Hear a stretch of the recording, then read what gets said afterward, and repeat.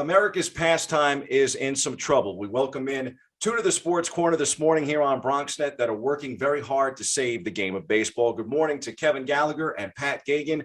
How's it going, guys? How are you? Hi, Robert. Good. How are you? So great to see you. I mean, before we get into your grassroots initiative and a book that has pretty much spearheaded this movement, I had to get your take on your thoughts on baseball's labor dispute and whether or not we will see Major League Baseball in 2022.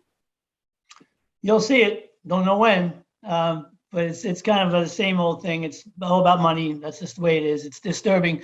And part of the, in a way, I'm kind of glad they're doing it right now as we're launching to save the game, because it's all about the discontent of the average fan and the youth of America around baseball. That's just adding to the fuel to the fire that we're fanning right here today. So.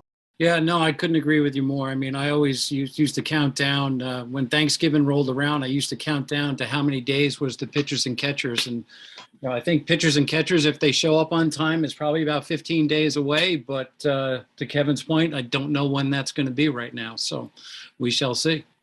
And gents, I really feel that the sport has taken some lumps here in 2022. I mean, not only the labor dispute, but the latest news from Cooperstown and the Baseball Hall of Fame. And I think it's really tough to say, how is baseball going to basically repair its image? Because right now, its image is not in a good place.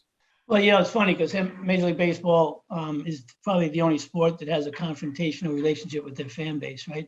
And it didn't just happen last week. It's been going on for a while. They don't necessarily always listen to the fan. And what we're trying to do is give a voice to the fan here with our movement, which we'll talk about in a few minutes, which is Save the Game. But yeah, it's going to take some repairing. And the past few weeks haven't helped. That is the basis of what we're trying to do. We're trying to bring the fan and the sport together a little bit and kind of help repair that relationship through some of the efforts we have. So you mentioned it, Kevin, from a larger perspective, the game struggles really are happening at the youth level. Both of you guys played college baseball. Kevin, you played at Pace. Pat, you were born here in the Bronx and you played at Mercy. Tell us more about Save the Game. I'll start off, Pat. You can fill in where I miss and add on to it. So Save the Game it's a national movement that's designed to bring about change in baseball, okay? And the reason we're doing it is our fear and our concern, and many others, is that baseball, MLB, could be irrelevant in 15 years. And why do we say that?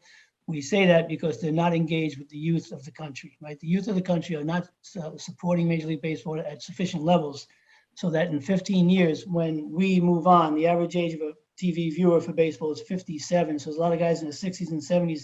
As they move on, they need to be replaced like any business. You need new customers. And they're not appealing to the youth of America with a game that they've changed to an all-power game, which is a 3-outcome game, strikeout, walk, home run, with very little action in between the 2.46 home runs you get per game. And so the kids aren't watching, the youth aren't watching. Only 20% of Gen Zers are baseball fans. 7% of kids under 18 only watch baseball, 7% of the children. The youth participation is down 26%. And we factor in it's going to be down another 18%. So they're in danger, but we don't believe they're looking at the long term. They're looking at now. And Save the Game is a movement to try to bring attention to that fact and to align with Major League Baseball to try to fix the game at the top and down at the youth level where the new fans and new customers are going to come from. Yeah, to Kevin's point, that statistic about a 26% decline in youth participation rate. So that's for kids 6 to 12, right? So, growing up in the Bronx, I played in Kingsbridge Little League over on Bailey Avenue, and I would look forward to having games and practices all the time, right? And what Kevin and I are really concerned about is that because of the lack of teaching of the fundamentals and the lack of action in the game, these kids are now focused on other things. They're focused on esports. They're focused on other sports, lacrosse, other sports. And they're all fine sports, but we have a passion for the game of baseball. And what we've seen happen over the past couple of decades is quite honestly astonishing to us as, guys that, were born and bred on baseball and will die, living baseball. So, we really need to fundamentally change how the youth of America are engaging in the game of baseball. And Bobby, see, before you jump in there, this is not Pat and I talking. We've talked to dozens of general managers, active and ex. We've talked to owners, we've talked to scouts, we've talked to dozens of ex-players. Everyone to a person has said, yes, you guys are on it. How can we help? A lot of them can't step out because they're getting paid by MLB, but they all recognize the problem that the game has slowed down, that the baseball's in the entertainment business, and they're competing against Netflix and Amazon and Sony PlayStation and NFL and NBA and Premier Soccer League and everything else that's going on every night when you turn the TV on, and kids aren't watching it because the game has slowed down so much.